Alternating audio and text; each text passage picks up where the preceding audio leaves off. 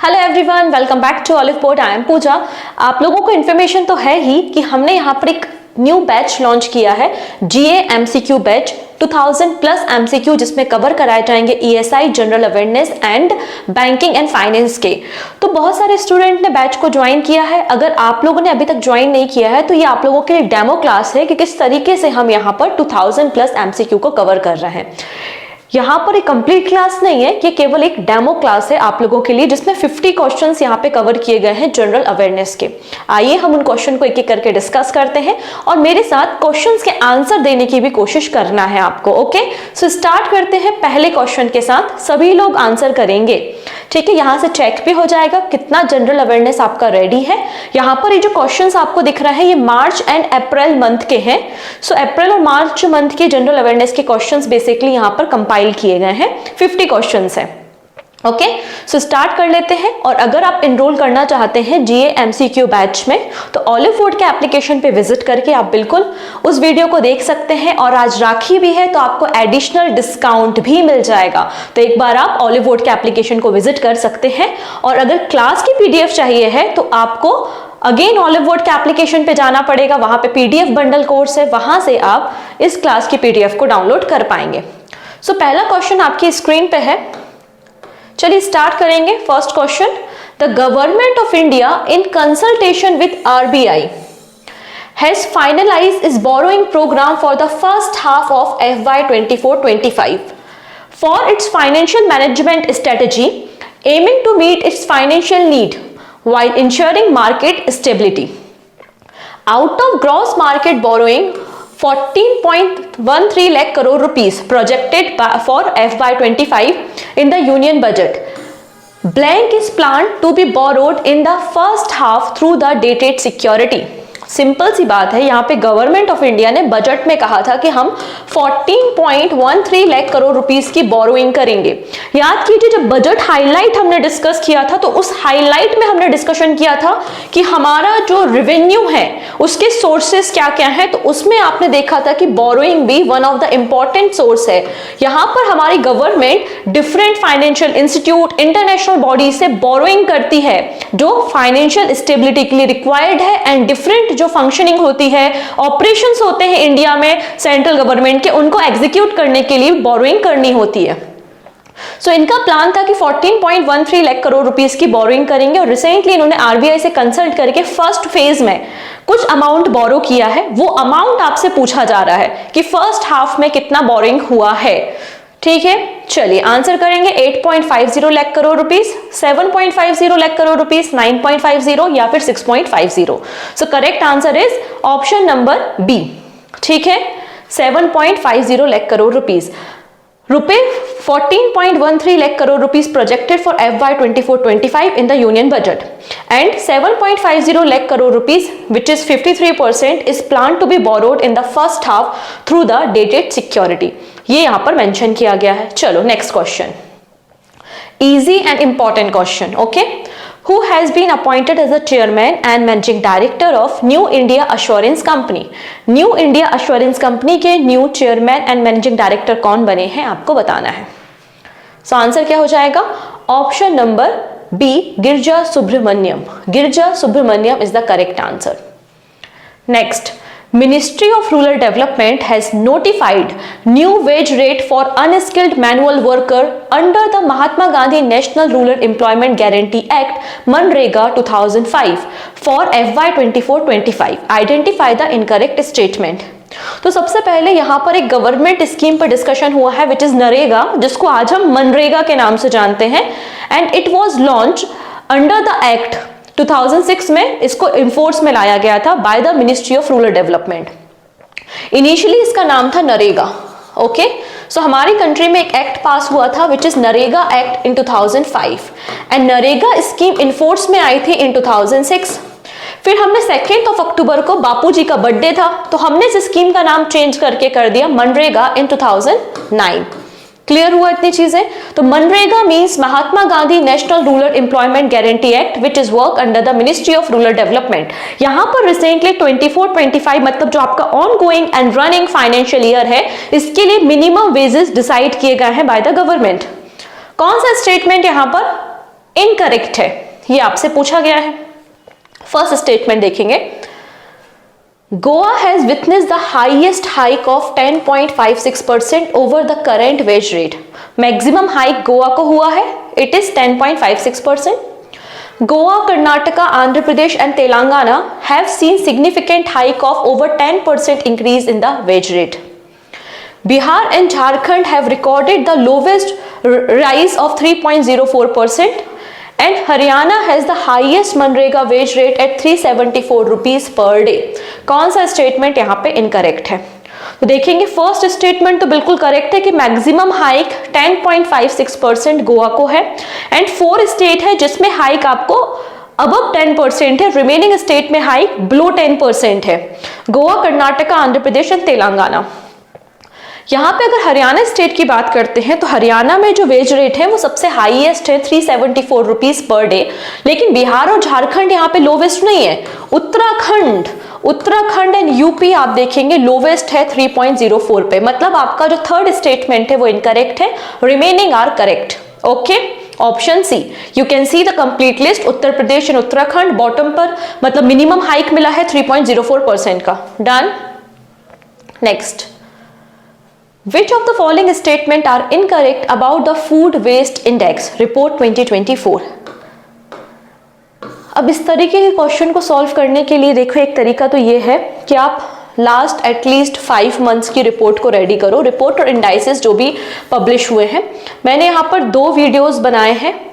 पहला video already discuss हो चुका है जिसमें मैंने आप लोगों से March to May month important indices and report discuss किए थे, और यहाँ पर सेकेंड वीडियो आज आ जाएगा जिसमें हम डिस्कस कर लेंगे जून एंड जुलाई के इंपॉर्टेंट रिपोर्ट एंड इंडाइसेस, और कुछ रिपोर्ट इंडाइसेस अगस्त मंथ के हैं क्योंकि अगस्त अभी रनिंग है ना, तो कंप्लीट अगस्त मंथ नहीं है। डेफिनेटली एक बार कंप्लीट हो जाए फिर हम वापस से इसको डिस्कस कर लेंगे, ठीक है। तो यहां से भी आप रिपोर्ट और इंडाइसेस कवर कर सकते हैं। तो which of the following statement are incorrect about food waste index 2024 release ahead of International Day of Zero Waste. So International Day of Zero Waste celebrated every year on 30th of March. ठीक है, मतलब ये March month का आपका question देखने को मिल रहा है। 30 मार्च के पहले, एक दिन पहले इसको रिपोर्ट को रिलीज किया गया है, उस पे बेस्ड एक क्वेश्चन है। It was released by the UNEP, United Nations Environment Program, and WRAP, Waste and Resource Action Program. Waste and Resource Action Program. India's annual per capita food waste at the household level has decreased from 55 kg to 50 kg in 2022. मतलब India में annual per capita हर एक individual जो food waste करता है वो decrease हुआ है। पहले हम 55 kg वेस्ट करते थे, अब हम 50 kg वेस्ट करते हैं annually. On average, each person wasted 79 kg of foods annually in the household worldwide. पूरे वर्ल्ड में 79 kg annually फूड को वेस्ट किया जाता है by the one individual person. And Maldives had the highest per capita household food waste at 207 kg in 2022. कौन सा statement यहाँ पे इनकरेक्ट है? तो जरा सोचिए, मालदीव में पर कैपिटा हाईएस्ट आपको फूड वेस्ट मिल रहा है, it is 207 kg. This is true. यहाँ पे पूरे वर्ल्ड में अगर बोला जा रहा है कि एनुअली हर एक इंडिविजुअल 79 kg फूड वेस्ट करता है, तो क्या इंडिया में डिक्रीज होगा? इंडिया में क्या इतने लोग इंटेलिजेंट है कि फूड वेस्ट ना करें? पॉसिबल नहीं ना। तो ये वाला स्टेटमेंट तो रॉन्ग हो गया ना। यहाँ पर एक्चुअली जो फूड वेस्ट पर कैपिटा है एनुअली वो इंक्रीज हुआ है फ्रॉम 50 kg टू 55 kg, ना कि डिक्रीज हुआ है। सो ये वाला स्टेटमेंट रॉन्ग है, remaining are correct. Okay, next, in FY24 how much rupee total transaction were done through the UPI? So UPI से जो हमारा FY24 था उसमें टोटल कितना ट्रांजेक्शन हुआ है? So 199 lakh crore rupees, 199 lakh crore rupees का टोटल यहाँ पे ट्रांजेक्शन हुआ है using the UPI in FY24। यहाँ पर मेंशन किया गया है तो टोटल आपके ट्रांजेक्शन्स हुए हैं वो 13,115 करोड़ आपके ट्रांजेक्शन्स हुए हैं, मतलब आपने यूपीआई किया है। इसका टोटल अमाउंट कितना है? तो 199 लाख करोड़ रुपीस यहाँ पे ट्रांजेक्शन हुआ है यूपीआई से। Okay, next, Defense export have touched a record rate blank in the financial year 23-24, a growth of 32.5% over the last fiscal year. यहाँ पर हमारा जो डिफेंस एक्सपोर्ट है वो कंटिन्यूसली इंक्रीज हो रहा है। हमने ब्रह्मोस मिसाइल्स भी फिलीपींस को बेचा है, हमने गुआना को डोर्नियर एयरक्राफ्ट बेचे हुए हैं। तो यहाँ पे हमारा डिफेंस एक्सपोर्ट इंक्रीज हो रहा है। This is true. कितना 32.5% हमारा इंक्रीज हुआ है फ्रॉम द प्रीवियस ईयर। तो डिफेंस एक्सपोर्ट FY24 में कितना था ये पूछ लिया गया, सिंपल सी बात है। और इस बार का जो यूनियन बजट है उसमें भी सबसे ज्यादा जो फंडिंग की गई है वो मिनिस्ट्री ऑफ डिफेंस को ही फंडिंग मिली है। ठीक है, आंसर क्या हो जाएगा? Option number B, 21,000 crore rupees. Okay, Defense export have touched a record 21,000 crore rupees in the financial year 23-24, a growth of 32.5% over the last fiscal year when the figure was 15,920 crore rupees.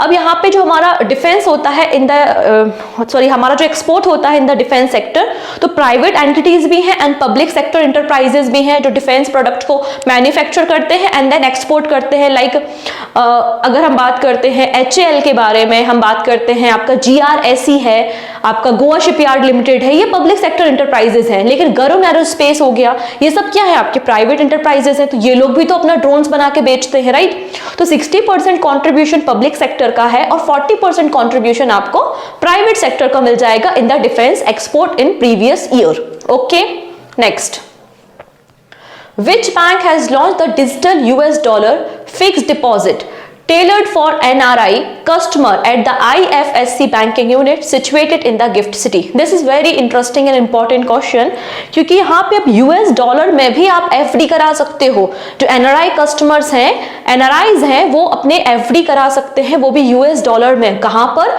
IFSC banking unit जो gift city Gandhinagar Gujarat में है। किसने ये initiative launch किया है? So answer हो जाएगा आपका option number B, Axis bank. Option B, Axis bank. Done. ये एक स्टैटिक क्वेश्चन है जो आपके करंट अफेयर से एसोसिएटेड है। अगेन मैं आपको कहना चाहती हूँ, स्टैटिक को अलग से प्रिपेयर करने की जरूरत नहीं है। जो आप करंट अफेयर्स पढ़ रहे हो वहीं से आप स्टैटिक को भी रेडी कर सकते हो। फॉर एग्जांपल, जो भी टाइगर रिजर्व न्यूज में है वो आपका स्टैटिक है। अभी 85 आपकी रामसर साइट्स हो गई हैं, वो आपका स्टैटिक हो गया। ठीक है, कोई भी इंटरनेशनल ऑर्गेनाइजेशन पढ़ते हैं about the SCO, ASEAN country, BIMSTEC country, world bank, IMF, तो किस ट्रिटी से फॉर्मेशन हो रहा है, हेड कौन है, फॉर्मेशन ईयर क्या है, हेडक्वार्टर क्या है, प्रिंसिपल ऑर्गन्स क्या है और रिपोर्ट्स क्या है, तो ये तो हम जनरली हर एक क्वेश्चन में डिस्कस कर ही लेते हैं। मतलब जब हम करेंट अफेयर्स को पढ़ते हैं, तो यही आपका स्टैटिक है। अलग से आपको कुछ बुक्स लेके बैठने की जरूरत नहीं कि स्टैटिक पढ़ रहा है, ऐसा कुछ भी नहीं कर रहा है। जो आप करेंट अफेयर्स में पढ़ रहे हो वही आपका स्टैटिक में कवर हो जाएगा। ठीक है, चलिए यहां पर बात की गई है Matabari peda and Pachra recently got the GI tag. ये दोनों प्रोडक्ट कहां से बिलोंग करते हैं? फॉर एग्जांपल अभी वो पूछ लेगा, first time Indian fig GI certified जो इंडियन फिग्स है उसके जूस को फर्स्ट टाइम कहां पर एक्सपोर्ट किया जा रहा है? So answer is Poland. यही तो आपका स्टैटिक है, सिंपल सी बात है। तो आंसर क्या हो जाएगा यहाँ पे? Option number A, Tripura. Matabari peda and Pachra आपको त्रिपुरा से देखने को मिल जाएंगे। Next, market regulator SEBI security and exchange board of India launch the new version of SEBI complaint redressal system means SCORE 2.0 on April 1. According to the SEBI, the timeline for redressal of complaint in score 2.0 have been reduced to blank calendar year. तो यहां पर score का abbreviation पता होना चाहिए। Score means SEBI complaint redressal system. कोई भी person, individual person जो कि शेयर मार्केट या कैपिटल मार्केट में इन्वेस्ट करता है और उसको कुछ डाउट्स हैं, कंप्लेंट्स हैं, तो उन कंप्लेंट को वो यहाँ पे लॉन्च कर सकता है इस पर्टिकुलर प्लेटफॉर्म पे, जो कि यूजर फ्रेंडली नया वर्जन लॉन्च किया है सेबी ने। और यहाँ पर जो आपके प्रॉब्लम से आपकी जो कंप्लेंट है उसको एड्रेस करने का जो टाइम पीरियड है वो कितना है? 21 calendar days. 21 calendar days. Option number C is the right answer. And recently SEBI ने एक AI चैट बॉट भी लॉन्च किया है, वो क्या है? सेवा। इसको भी हमने अपने करेंट अफेयर्स में डिस्कस किया था। Next, recently which port in India emerged as top cargo handling port in India in 23-24। जो हमारा फाइनेंशियल ईयर था FY24, उसमें टॉप कार्गो हैंडलिंग पोर्ट कौन सा है, ये आपसे पूछा गया है। हाँ जी, आंसर करेंगे। आंसर हो जाएगा आपका Paradip port. Paradip port is in Odisha, option B. ठीक।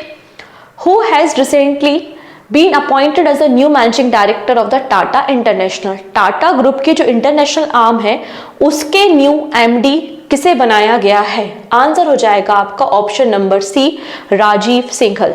Option C is the right answer. Next है कठिया वीट या कटिया गेहूं। Kathiya wheat which has recently been given GI tag, इसको GI सर्टिफिकेशन मिला हुआ है। Belongs to the which state, किस स्टेट से बिलोंग करता है? इजी है, बताइए। आंसर हो जाएगा उत्तर प्रदेश। बुंदेलखंड का जो एरिया है ना हमारी कंट्री में, वहां पर कठिया वीट का प्रोडक्शन होता है। Next, government has raised how much rupee by a public sector enterprises disinvestment in FY24। So FY24 में गवर्नमेंट ने डिसइन्वेस्टमेंट से कितना फंड रेज किया, मतलब अपने जो पब्लिक सेक्टर एंटरप्राइजेस या अपने जो असेट्स है, अपने जो कंपनीज है, उसमें आपने अपने शेयर्स को बेचा है और फंड को रेज किया है, तो ये आपका डिसइन्वेस्टमेंट है। एंड गवर्नमेंट ने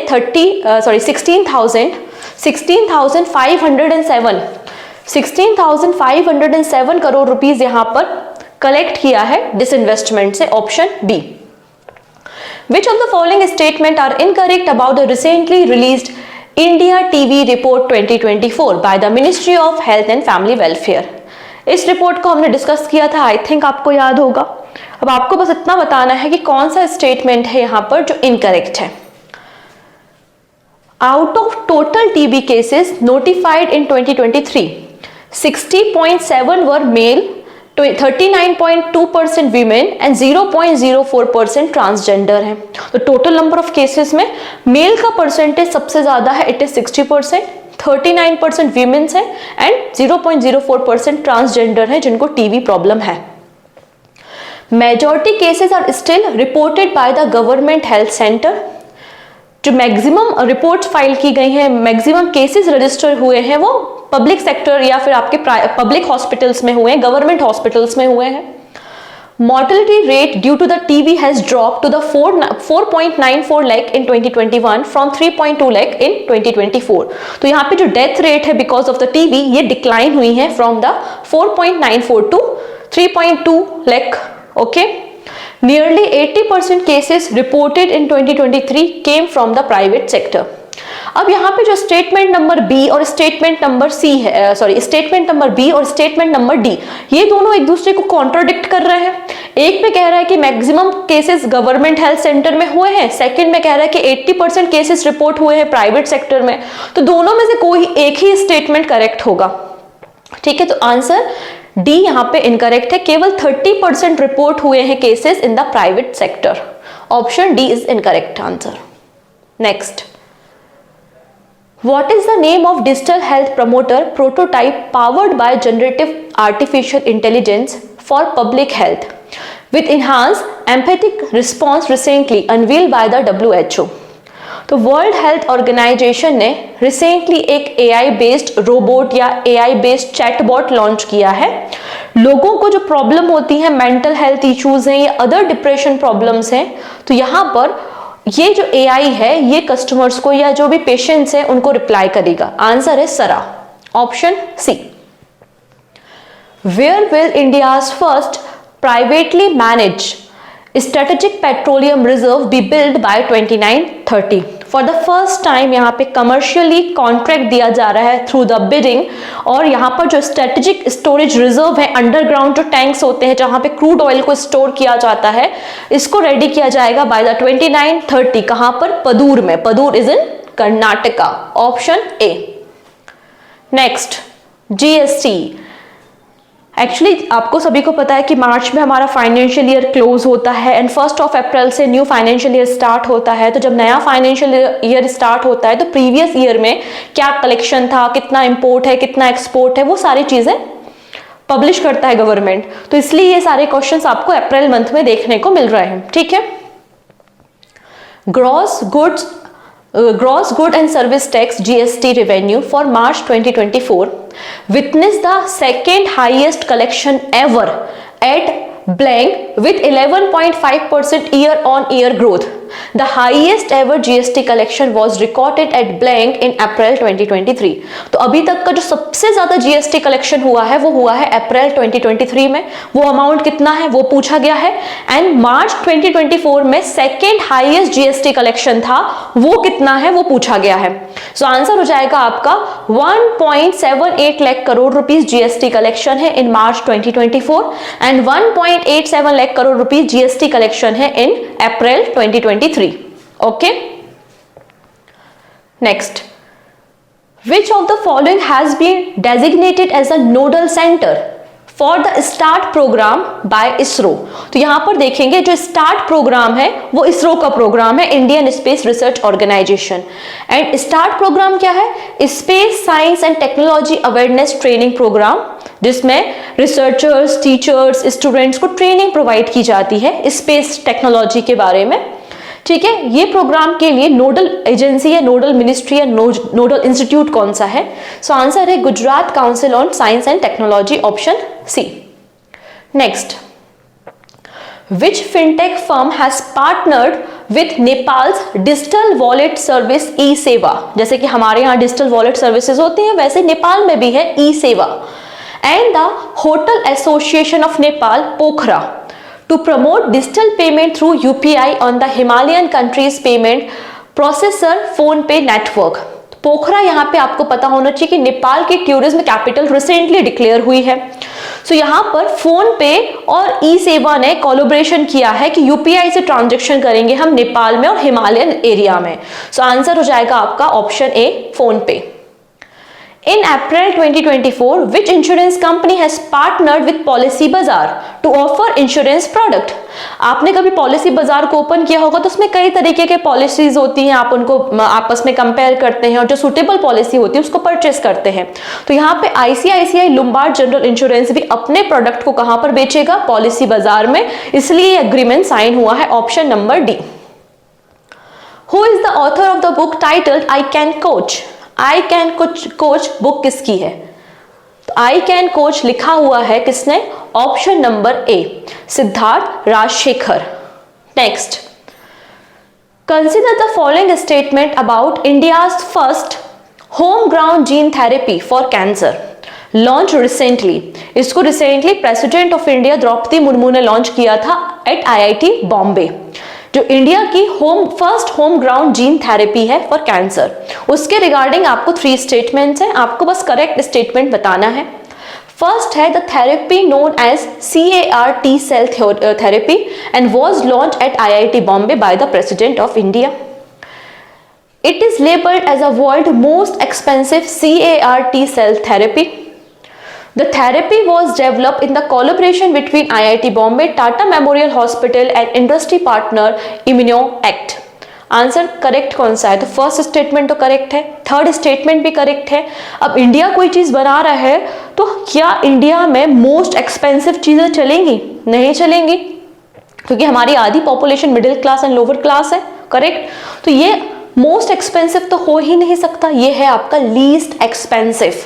ऑप्शन 2 इनकरेक्ट है, remaining are correct. Who has become the first Indian to be appointed as a jury member at the 33rd Summer Olympics 2024? यहाँ पे 33rd नंबर के समर ओलंपिक्स कहाँ हुए? पेरिस में हुए. और अब 17th edition of Paris para Olympics भी स्टार्ट हो रहे हैं फ्रॉम द 28th ऑफ अगस्त. ठीक है, तो पैरा ओलंपिक्स एंड ओलंपिक्स दोनों पेरिस फ्रांस में हो रहे हैं. यहाँ पे पहली इंडियन जो कि जूरी मेंबर बनी थी उनका नाम है Bilkis Mir. She is from Jammu. ठीक है, स्विमर है. Option A. India and Eurasian economic union recently held talk to formally start negotiation for free trade agreement. Which of the following country is not a part of Eurasian Economic Union? तो जो आपका Eurasia economy union है, इनके साथ हम collaborate कर रहे हैं जिसमें 5 मेंबर नेशन है for the free trade agreement. अभी नेगोशिएशन फाइनल हो चुका है. ठीक है, तो इसमें कौन सी कंट्री नहीं है? अर्मेनिया यस है, बेलारूस है, किर्गिस्तान है, मंगोलिया करेक्ट नहीं है, इनकरेक्ट है मंगोलिया. EU का पार्ट नहीं है, option D. You can see the 5 nation, Russia, Kazakhstan, Kyrgyzstan, Armenia and Belarus.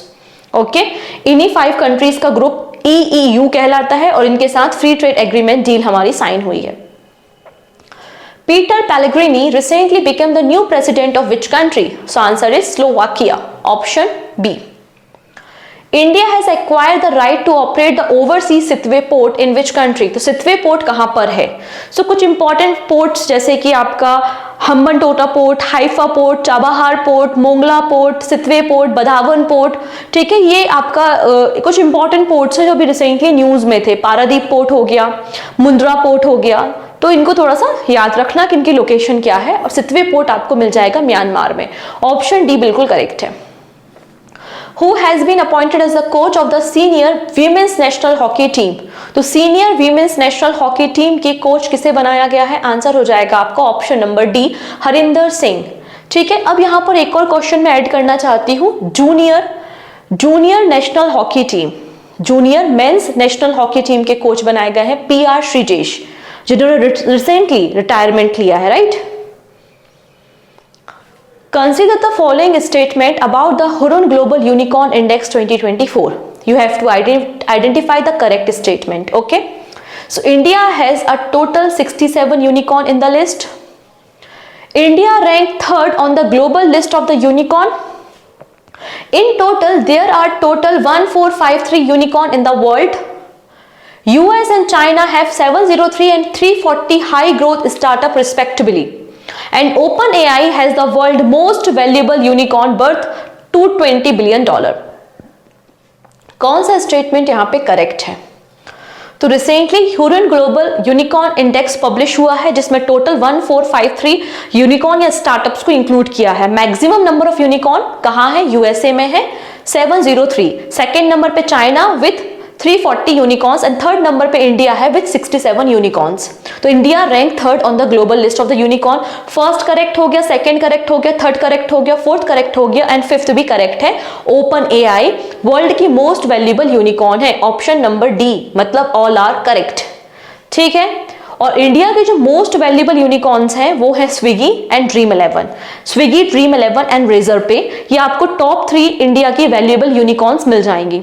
ठीक, Consider the following point about the World Cyber Crime Index that was published recently. तो World Cyber Crime Index के regarding यहाँ पे कुछ statement है, find the correct statement. ठीक, पहला statement है India ranked number 10 in the cyber crime with the fraud involving people to make advance fee payment being the most common type. लोगों से एडवांस में पेमेंट ले लेते हैं और सर्विसेज नहीं देते, तो ये मोस्ट कॉमन टाइप फ्रॉड हमें कंट्री में देखने को मिल रहा है और इंडिया 10th नंबर पे है। Ukraine top the list and was followed by the Russia. Ukraine top पर है। The research report publish in the journal PLOS1।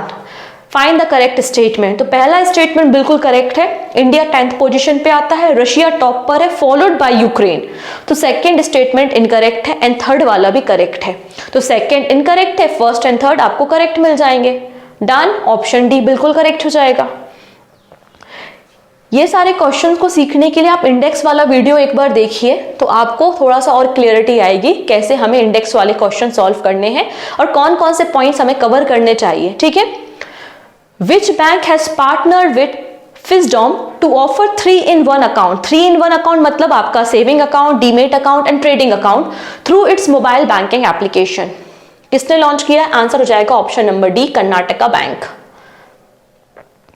With which organization has Khanij Videsh India Limited recently signed an MOU for technical and knowledge cooperation for the critical minerals? So critical minerals के लिए technical knowledge partner किसे बनाया गया है? CSIR IMMT। Option number D is the right answer. CSIR means council of scientific and industrial research and IMMT means institute of minerals and material technology. Next, Identify incorrect statement about recently released global hepatitis report 2024 by the WHO. So world health organisation ने release की थी global hepatitis report 2024, जिसमें maximum focus इन्होंने hepatitis B and hepatitis C पे किया हुआ है, क्योंकि नंबर ऑफ केसेस आपको सबसे ज्यादा बी एंड सी के ही मिलते हैं। 4 स्टेटमेंट है, आपको बस आइडेंटिफाई करना है इनकरेक्ट स्टेटमेंट। फर्स्ट है, globally 254 million people lived with a hepatitis B and the 50 million will with hepatitis C in 2022। तो इतने परसेंटेज, इतने लोग हैं जो हेपेटाइटिस बी और इतने लोग हैं जो हेपेटाइटिस सी से आपको देखने को मिल जाएंगे जिनको ये डिसीज है। Estimated number of death from viral hepatitis has increased from 1.1 million in 2019 to 1.3 million in 2022. तो number of deaths increase हुई हैं because of the hepatitis B and C. India accounted for 11.6% of global burden and ranked first for hepatitis B and C cases. Men account for 58% of all global hepatitis cases। कौन सा statement wrong है? याद कीजिए, जब मैंने आपको WHO की world hepatitis report को डिस्कस किया था और आई टोल्ड यू कि फर्स्ट नंबर पे China, then India, then Indonesia है, चाहे वो ओवरऑल कैटेगरी हो, हेपेटाइटिस बी कैटेगरी हो या हेपेटाइटिस सी कैटेगरी हो, सेम सीक्वेंस है फॉर ऑल। क्लियर? तो ये वाला स्टेटमेंट आपको रॉन्ग मिल जाएगा, option C, remaining are correct. Next, Defense Ministry has issued a tender worth rupees 65,000 crore rupees to which company for the purchase of 97 LCA Mark 1A fighter aircraft manufactured in India। यहाँ पे तेजस के बारे में बात हो रही है, so answer हो जाएगा HAL, Hindustan aeronautics limited. India and which organization has recently launched an expression of interest for startup working in the area of battery recycling technology for electric vehicles? हाँ जी, इस बारे में बात करेंगे। इंडिया और किस कंट्री के बीच में ये एग्रीमेंट साइन हुआ है? सो आंसर हो जाएगा यहाँ पे, इंडिया को कौन सा ऑर्गेनाइजेशन है जो सपोर्ट कर रहा है जो आपकी ईवी की बैटरीज होती हैं उनकी रिसाइकलिंग के लिए? आंसर है आपका option number C, European union. The ministry of new and renewable energy has recently issued guideline for implementation of R&D scheme under the national green hydrogen mission. ठीक है, तो R&D स्कीम को introduce किया गया है in the national green hydrogen mission.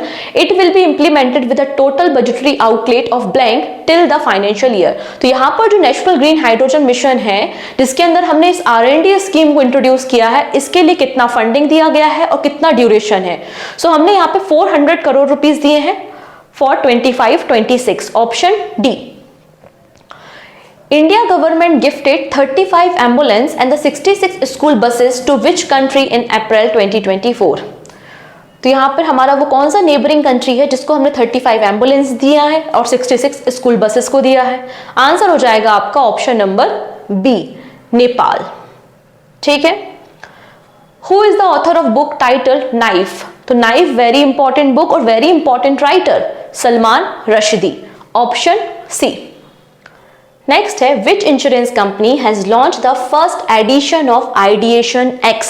नाम से समझ में आ रहा है आइडिया, जहां पे इंश्योरेंस सेक्टर को कैसे और इम्प्रूव कर सकते हैं। तो डिफरेंट जो पॉलिसी मेकर्स हैं, आपके इंश्योरेंस फर्म्स के स्टेक होल्डर्स हैं, वो सब यहाँ पर आके आइडियाज देंगे किस तरीके से और इंडिया में इंश्योरेंस पेनिट्रेशन इंक्रीज कर सकते हैं। और किसने ऑर्गेनाइज किया था? आपका option number C, SBI life insurance. चलिए नेक्स्ट है, which Indian institute play an important role in the Shri Ram Surya Tilak programme in Ayodhya? Ayodhya में आपने वो सूर्य तिलक प्रोग्राम देखा होगा राम नवमी के दिन, जिसमें सनलाइट आई थी और वो ग्लो कर रहा था। ये प्रोग्राम किसका है? Indian institute of astrophysics, option C. With which country has India recently signed a protocol to amend double taxation avoidance agreement for tightening the scrutiny on tax avoidance on investment coming into India? तो मैंने इस पे एक separate video बनाया हुआ था कि क्या होता है आपका डबल टैक्सेशन अवॉइडेंस एग्रीमेंट, और ये एग्रीमेंट रिसेंटली साइन किया है with Mauritius. What target has been set up by the government of India for the production of coal by the captive and commercial coal block for 24-25? तो कितना हमारा target है? 170 million ton का, option D. Recently, which Indian company has become the third largest producer of silver globally? So answer हो जाएगा Hindustan zinc, option D. India has signed MOU with which country to enhance collaboration and exchange of expertise in the field of auditing?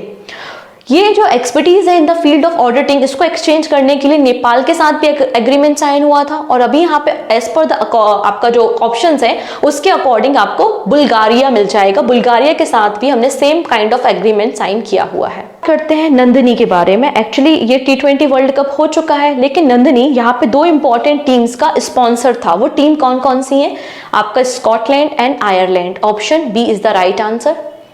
Next है which payment bank has launch eco friendly NCMC enable debit and prepaid card? Eco friendly NCMC card किसने लॉन्च किया है? आपका option number A Airtel payment bank ने इसको लॉन्च किया है। In which country has been first Hindi radio broadcast started to strength the tie between these two nation?